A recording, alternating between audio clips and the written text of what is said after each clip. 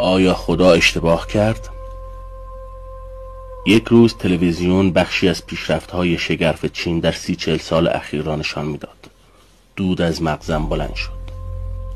یادم آمد روزهایی را که سجاده زیر بغل به نماز جمعه می‌رفتیم تا از خدا بخواهیم که کافران را نابود، کشورمان را آباد، زندگیمان را پربرکت، تنمان را سالم، دلمان را شاد و عمرمان را دراز گرداند. اما نمیدانم چه شد که سر از اینجا درآوردیم. آیا خدا اشتباه کرد؟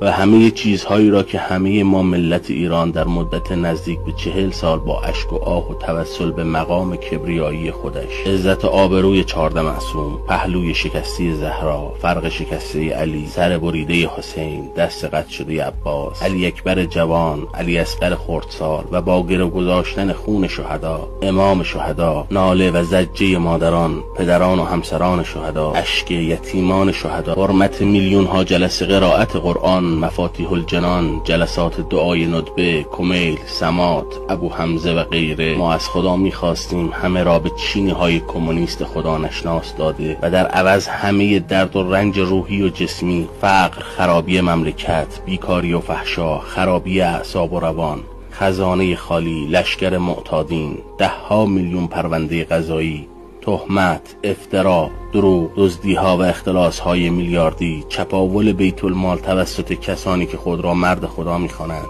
برترین مقام‌ها در منفی‌ترین‌ها، پایین‌ترین مقام‌ها در موضوعات مثبت، خشکسالی‌های ممتد و غیره، همه را یک جا به ما داده.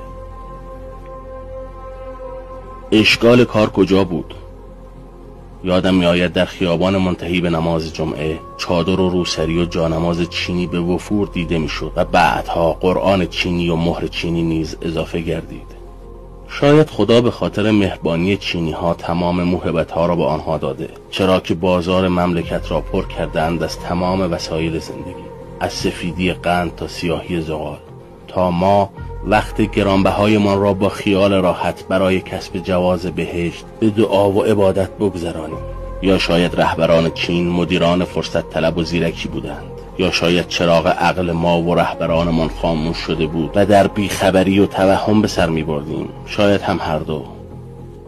آیا سجاده به دست شدیم چراغ عقل ما خاموش شد؟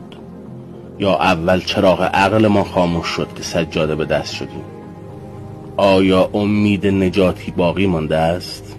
آیا رهبران ما از عالم توهم بیرون و به دنیای واقعیت ها پا گذاشته‌اند؟ مگر اسلام ناب فقط مال ما نبود؟ مگر دیگران کافر، نجس، گمراه، منحرف و در ضلالت نبودند؟ مگر ما تنها هدایت یافتگان راه حق نبودیم؟ چرا کارمان به اینجا کشید؟ مگر کافران هر روزه با بی‌حجابی، دنسینگ، شادی و خنده اعصاب خدا را خورد نمی کنند؟ آیا ممکن است خداوند مردم ما را با مردمان چین کمونیست اشتباه گرفته باشد؟